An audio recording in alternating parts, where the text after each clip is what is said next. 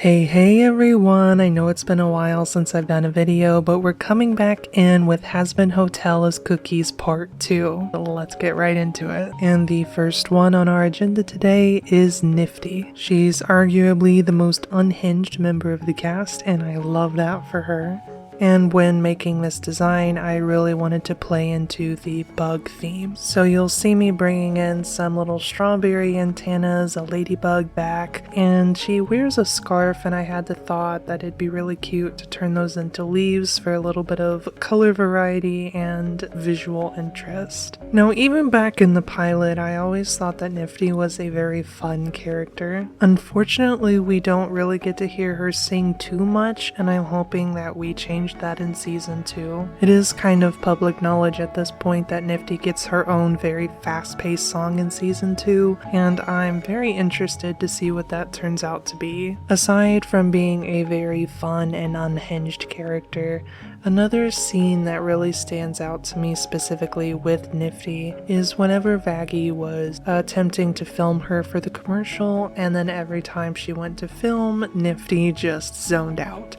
This could just be like a funny quirk, but knowing Vivziepop, there is a reason for pretty much everything. And I have a feeling that it's going to be tied to Vox somehow. We already know that Vox and Alistair have a lot of history together, so with Niffty being owned by Alistair, there's no telling what sort of experiences she's had with Vox, and I'm hoping that we learn some more about that in season 2. We also know that she's going to end up in a relationship with Baxter, and from what we've seen so far, it looks like their dynamic is going to be very adorable. I feel like they're going to have this dynamic where Niffty is going to be, off her rocker with the freak, and then Baxter is just over here enabling it, and we love that. Alistair also enables her a lot, and just generally seems to enjoy her company. And I think it's really interesting in the merch how it feels like Alistair is always being paired up with Niffty, and I'm curious if he actually sees her like a daughter, or if they have more of a partners in crime kind of relationship. I would personally like to see them go either way with it, because I think that, any way is adorable, to be honest. But we'll just have to wait and see what route they take. But without further ado, meet Lady Beetle Cookie. She is a wind/tagger, and unfortunately I don't think I'm going to be doing full-on movesets anymore. You can feel free to leave your thoughts down in the comment. However, I did imagine that she would maybe use a little needle pretty often as a weapon, like a little sword, and a move where she has a broom and maybe sweeps the enemies somehow. I don't know, it was a very cute thought, especially playing into that whole maid motif and everything. Overall, I really liked how this one turned out. And the second cookie we're going to meet today is Husk. He is one of those characters that have a lot going on, so I wanted to simplify it, and I also decided to lean into the alcohol side a little bit more. So there is a corn cob on his bow tie, his eyebrows are grain inspired, and of course he's holding a bottle of hollyberry juice because that's the best thing going on in Earthbread. Now, theorizing about the character a little bit, I definitely think he's the kind of guy that is very old and set in his ways, and he doesn't enjoy change. And I'm not sure how much of the pilot is still canon, but I always think back to when Alistair first brought him to the hotel. He was quite literally in the middle of gambling, and even though they don't have the best relationship, because obviously there is a power difference, I also can't help but wonder if Husker is the kind of person who actually benefits from his deal with Alistair, because it kind of gives him accountability and keeps him from going off the deep end into old habits. And over time, he also seems to really enjoy being at the hotel and getting to form relationships with the different residents, such as Angel and Charlie, which is something I don't think that he would have experienced without being in a deal with Alistair. And as long as he does what he's supposed to be doing at the hotel, it does seem like he has pretty much free reign. We did see him go out to a party, search for Angel, and have a musical number. Now, we don't really know exactly how soul contracts work, and it seems to be different for everybody. And with Alistair and Husker specifically, it feels more like a, boss and employee type of relationship.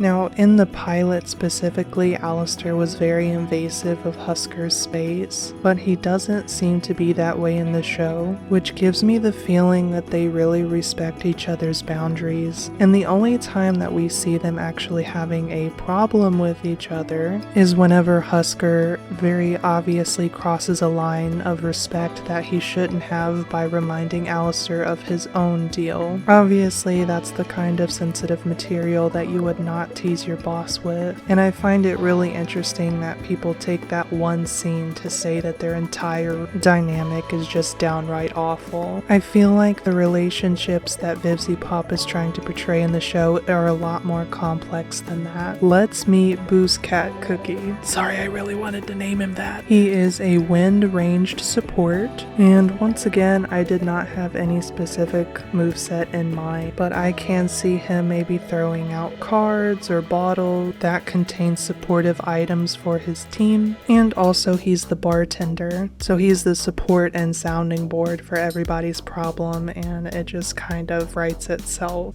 And the next cookie that we get to talk about is Cherri. Now, anyone who enjoys CookieRun will know that one of the most popular characters is Cherri Bomb, and I actually get these two not necessarily confused, but I kind of feel like they're AUs of the same character, if that makes sense. And when designing her as a cookie, it was really fun to try to figure out how to make her different and not feel like she was just a rehash. And Cherri is one of those characters that is very visually interesting and distinct, and gave me a lot to play around with, and I really liked incorporating fuses into her design. I also took some inspiration from these like explosive candies that I found online, and they're cherry flavored, but they look like little dynamite boxes with little fuses, and I'm like, there's no way that I can't not incorporate that. Now, as a character, Cherri is part of the main cast technically, but she's also the one that we know the least about. In season 1, she didn't really get a lot of screen time or character development. We do know that she's a very close friend of Angel's and has a rivalry turned love interest with Pentious, so obviously with Pentious getting redeemed, she'll probably have a bigger part to play. But the other thing that's fun about Cherri is that she brings a very interesting personality into the mix. She's pretty much the epitome of I'm here for a good time, not a long time. And even though I do feel like she can be sentimental whenever she needs to be, overall she seems like the kind of character that prefers to avoid her problems just by going out and having fun to get her mind off of things. That is very much a,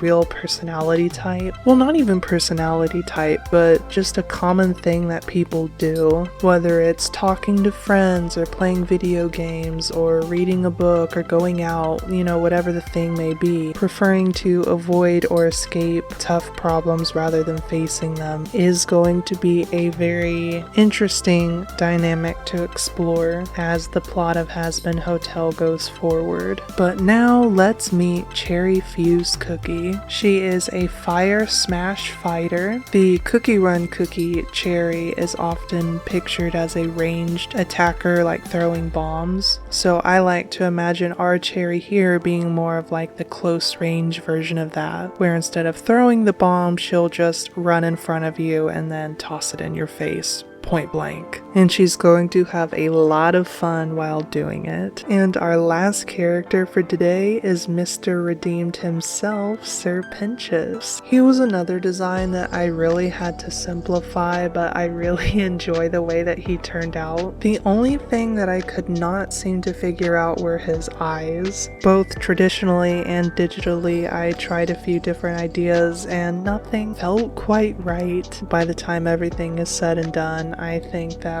it does end up looking pretty good. Now, as a character, Pentious was one of those where when I first watched the show, I really did not care about, but then as I spent more time in Phantom Spaces, we theorized and everything, he turned out to be a character that I kind of like, and especially with him being the first redeemed sinner, I'm really excited to see where they take his character in season 2. Obviously, he has those over-the-top cartoon cartoon villain type of vibes. But outside of that, he doesn't really seem like a bad person or like someone who deserved to be in hell. The main vibes that I got from him is that he wanted to be a people pleaser and to be wanted in some capacity, whether that was as a rival or as something more like with Cherri, but he was just never good enough to meet their expectations. And obviously we don't know a lot about how redemption works in Hazbin Hotel because that's a major plot point that we're finding out over the course of the show. But when looking at certain characters who are in hell and then certain ones who are in heaven, namely Adam, I can't help but feel like your perception of yourself and what you think you deserve has something to do with what determines if a soul goes to heaven, because obviously on paper Adam was not really anything special other than being the first man. He's still a human soul just like anybody else, but because he was the first man, he kind of had this really big idea of self-importance for himself, whereas other people like Pentious or even Angel seem to be people pleasers or have their heart in the right place and yet they're not in heaven. So I'm really interested to learn more about Pentious's backstory and learn more about how redemption works in the Helliverse. But now it's time to meet Licorice Snake.